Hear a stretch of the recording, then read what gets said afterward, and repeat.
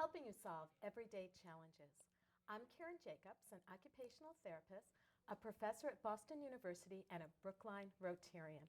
I am so excited about today's show. I have a husband and wife who many of you probably know who live in the Brookline area, Gloria, Rudisch, and I have been friends for years in the Brookline Rotary Club, so Yep. welcome. Thank you. And her husband, Marvin Minsky. So welcome, Marvin, too. So Gloria, first of all, we've been in Rotary together, and we have so many topics that we talk about, backpacks and all of that. But today on the show, I really want to talk about what it's like to have been in a long-term marriage, over 60 years, and to have this dynamic career that both of you have, two dynamic careers. So let's start at the beginning. How did you meet? Well, we met in New York, and some friends tried to introduce us 2 years before we actually met. And I heard Marvin came from Harvard, and I was kind of a snob and felt that I really didn't want to meet a Harvard person. However, I grew up 2 years later, and we met.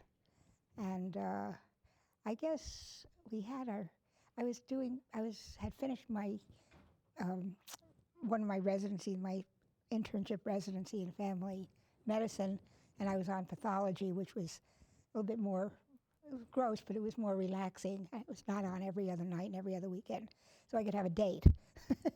And I wondered what to do on our first date. And I thought, well, I'll show Marvin a little bit about the hospital, and I showed him all the sort of underground passages at Bellevue Hospital. Oh my, that must have been exciting. It's very exciting, except we got to the telephone bank. At that time, there weren't things like we have today, and there was a telephone bank with about, 10 or 15 operators.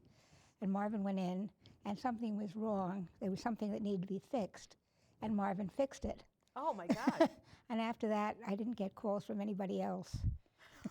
They played Cupid. Oh, very cute. So it was. What did you fix, Marvin?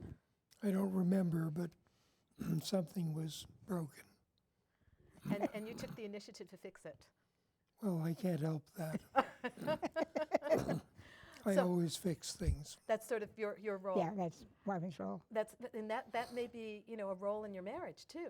It sounds like, each of us sort of in a marriage has different roles that we, I think over a lifetime act out. And perhaps that's something that Marvin did right from the start. No, I think Gloria fixes marriage things. Oh. So before we go on any further, that was 2 years in dating? No, How many years? months. Months. So you got married in less met than a year? Yeah, we got married about 3 or 4 months. After you met? After on we your met. first date? Yeah. Oh my God. Yeah. Wow. So we're going to Decisive. show your wedding picture, which I think is just beautiful. It's in New York, Yeah. right? And you said it was at the Hotel Pierre. Pierre. It's an elegant. You both look so thank beautiful. you. So that's how many years ago? 62. 62 years ago. 62.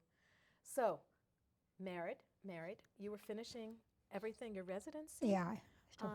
Marvin, you had finished at Harvard, right? He was at Princeton when You we were at met, Princeton by then, doing his PhD. doing your PhD at Princeton. Okay. And so, here we go. You very busy, and you very busy. You were living where right after you got married? First year we lived in New York Okay. before we came up to Boston. Oh, we had a year or two in New York. A year or two in New York, and then came here. So you finished everything in New York for your medical degree? No, when I came to Boston, I did a residency at Boston City Hospital, which was called then, in medicine, internal medicine. And after that, my career became more checkered, and I went into pediatrics. I was interested, and eventually public health, and combined public health and pediatrics, which I like. And you've had a very important role in Brookline for years.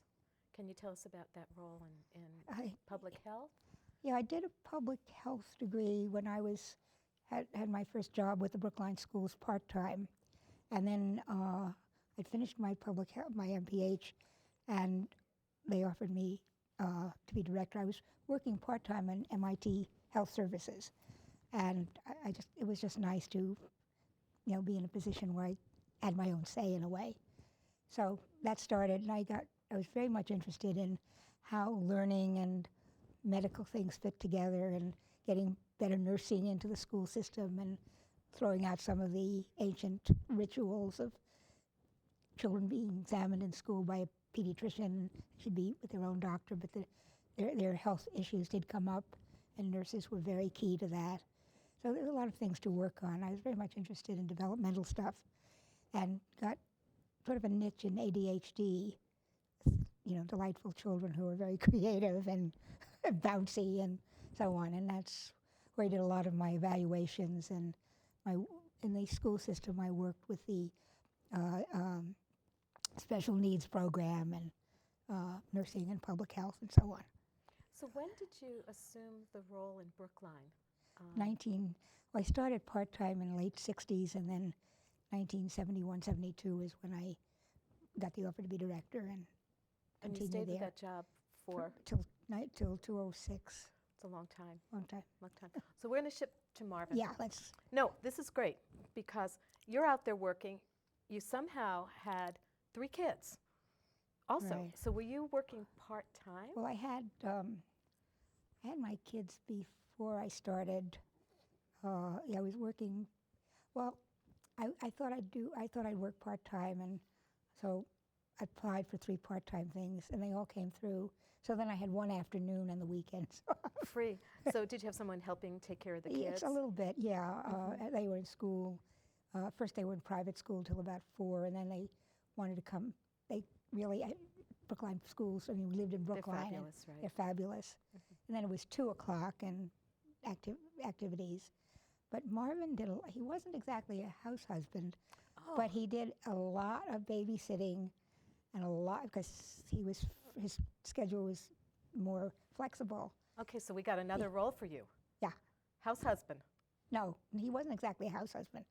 He was But he's smiling. I think he's remembering some of the activities he did. So you came back here, right? And can you tell us, as Gloria was, talking about her career, can we get to some parallels of what you were doing at the same time? It's hard to summarize. I started out thinking I would be an electrical engineer because I was always building things, and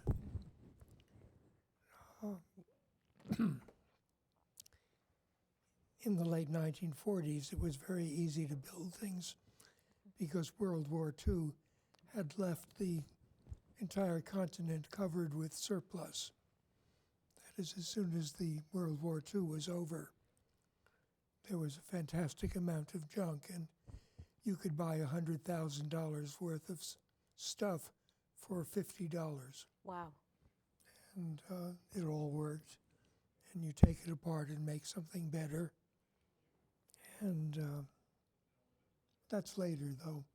I think when I was in 3rd grade, I was already building things. And Like, what were you building? Because you went to school in New York City, right? yes, I went to grade school in New York City. And there was an interesting school called Ethical Culture. I know that. My mom grew up in New York. Same age as both of you. So I remember my mother mentioning that to me. What was her name? Ruth Filler. Filler. She went to Erasmus. And then her brothers went to Boys High. And my dad went to Boys High. my dad went to Erasmus High. Ah, My that's father great. did. All those New York connections, right? No, I don't think I knew her, but it was an unusual school because it was an atheist Yes. school, and maybe the only one in the United States, as far as I know. And it had wonderful teachers because toward the end of World War II, the there were secret organizations in the U.S. Navy, in particular, who had been extracting scientists from Europe during the last years of World War II and getting them jobs.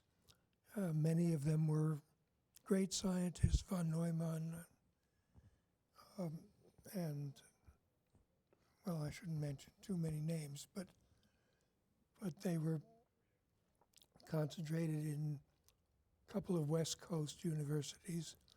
But here in the East Coast, there was Harvard, MIT, Princeton, and I went to Harvard as an undergraduate and then graduate school at Princeton, and then became faculty member at MIT. So I knew a great many of these pioneers of that generation. I'm rambling, but No, and it sounds like they influenced you, but in third grade set the stage for you. It sounds like it was a school that allowed you to just be innovative and creative. yes, there were. I remember third grade most clearly because there was one of the teachers who had been a major scientist of some sort, and he gave me all sorts of equipment, and one day he gave me a phonograph record, which was Schumann's Fourth Symphony. Wow. I forget why, but he said, "You'll find this interesting," and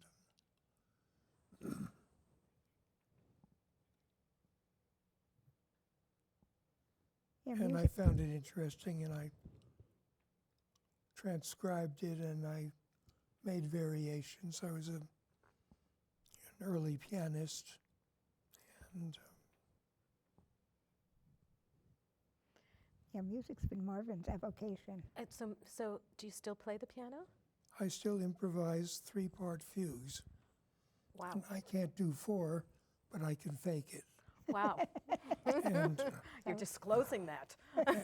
yes, and I only know 1 or 2 people who can tell when it's not 4. I was going to say it won't be me. No, and it isn't Not even for- me. not Gloria either. Although So- I love the other. So you've had this illustrious career. You just came back from Israel where you received a very important award.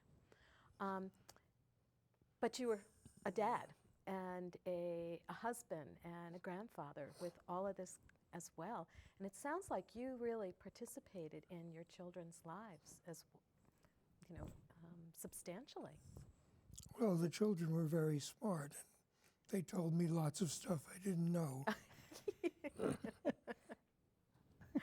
Well, Marvin took them to MIT because I couldn't take them where I worked, but he could take them where he worked.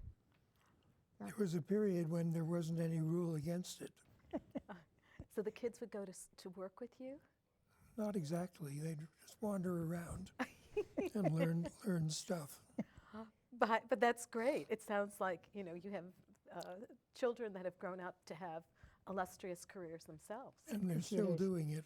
Mm-hmm. Yeah. And, And, computer, and grandchildren, too, in computers. in computers. So Or in science, yeah. or science. So you inspired them, and it all started from third grade, Maybe. maybe. I don't remember much before that. Or after. Okay, so humor has helped in your marriage too, I think. Would you say? Yes. Because Gloria, you have an amazing sense of humor. So does Marvin, Okay, Marvin. mostly. So That's right. When I give lectures, I really work out an outline to start with, and then I think of something funny about it, and then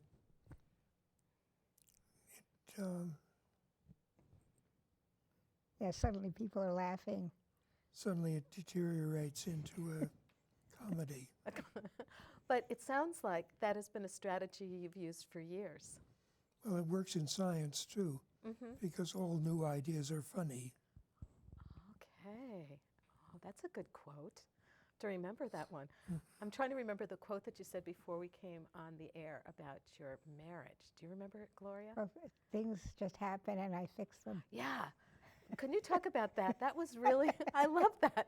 Things just happen and I fix them. That was how you were describing yourself. Oh, What did you mean by that? I don't remember, but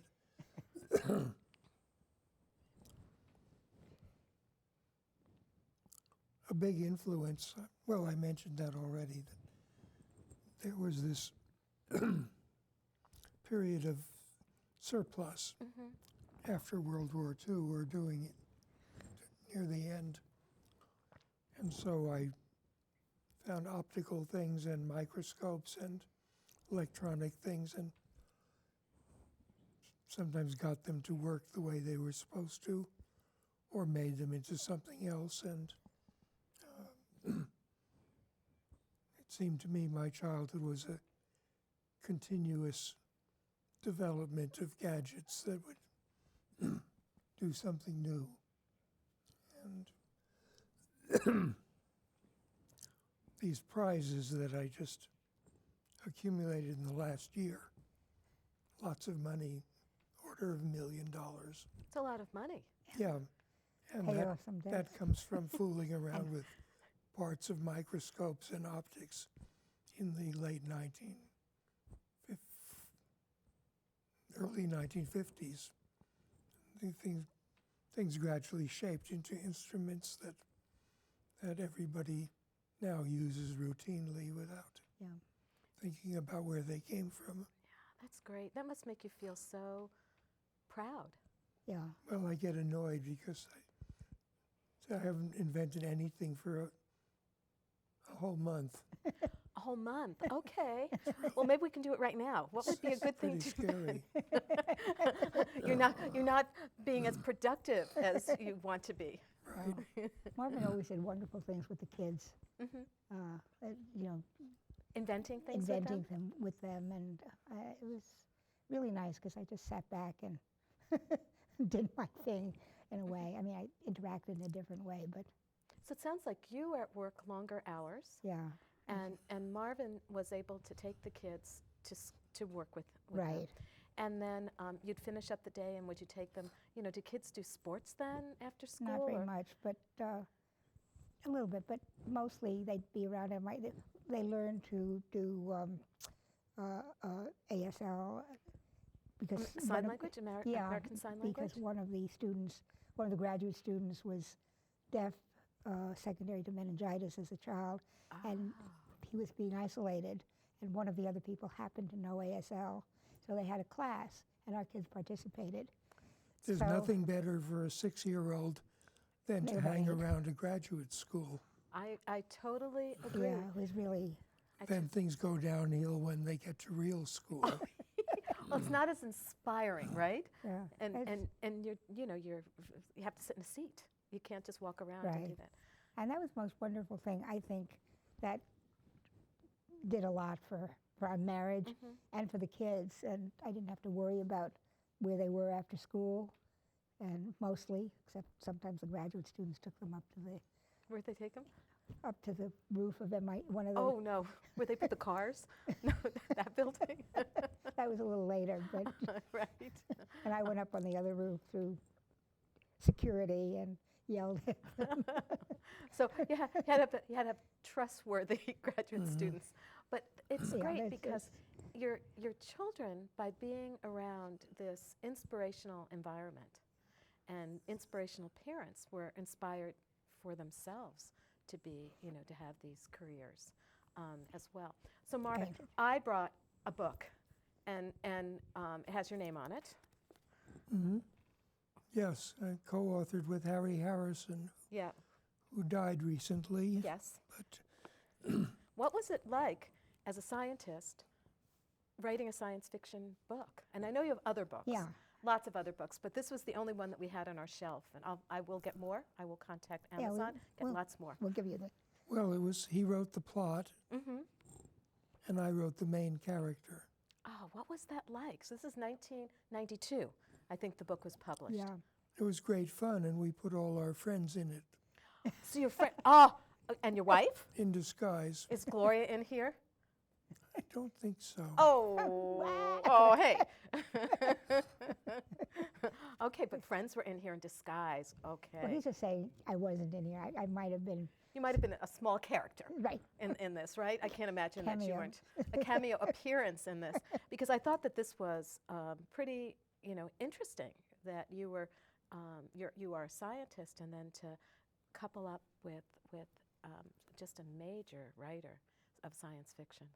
Mhm. Well, I was very lucky because I met all the. When I was a child, I didn't like general literature because I read a couple of novels and they were all the same. But there were some books around the house by H.G. Wells, and that's all science fiction. And, I can't think of them all, but about a dozen, the Huxleys, Asimov. and That was later.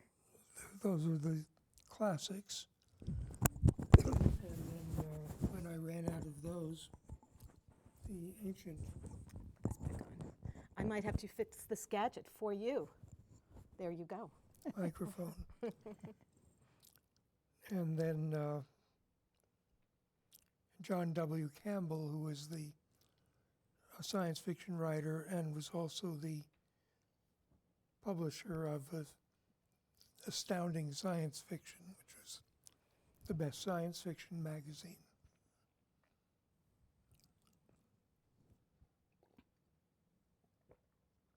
And then when I ran out of the classics, it turned out that Isaac Asimov lived nearby, Oh. Yeah. and I was starting my laboratory, so we became friends.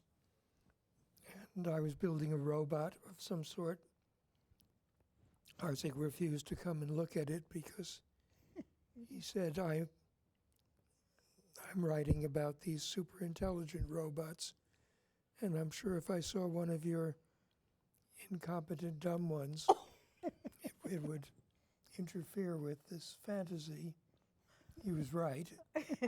And eventually he came around when the robots got a little smarter. But That's a good story.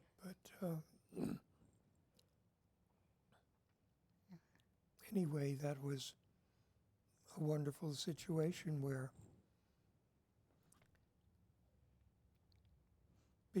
partly because of World War II, this amazing collection of intellects had appeared in the neighborhood of Harvard and MIT and Princeton, and I never got to the West Coast much, but I knew when I was in graduate school, if I had a question about mathematics, I could walk a few blocks downhill and ask von Neumann about it. And here's one of the best mathematicians in history. And if I was trying to build something and having trouble, there was Claude Shannon within walking Mile. distance. Oh, no, then. Well, at Bell Labs, I spent a couple of summers there. And I don't know if it just seemed that everything went exactly as it should in my childhood. And we were talking about setting goals, goals for your marriage, goals for your career. And I think I asked you, that's how we got that quote. So did you set goals for yourself, in your career? Okay, Marvin and Gloria, for you. And then in your marriage, did you think about, certain things that you'd want to have happen as you reflect back on these 60-some years of being married? People set goals for me. I was in electrical engineering in college. MIT. Wait a minute, I'm confusing graduate school with.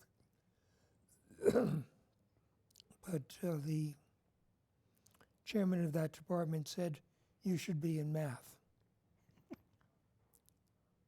So he switched me into math, and he was right. And things like that kept happening. People would like sort of guide you, People would say, here's what you should do now, and they were right. and you listen to them, though, Mostly, yeah. mostly. Yeah. That's great. Gloria, what about you? Well, I had wanted to be a doctor since age of about 11, and particularly public health, particularly traveling all over the world. But I ended up in local public health, and it's okay. I've traveled, other circumstances. But I do remember when we met, I asked Marvin, what he wanted to do, and he said he wanted to find out how the brain works. So one of the things that we had that was early in our meeting, first or second date. And so I said, oh, either he's pompous or he's really genuine.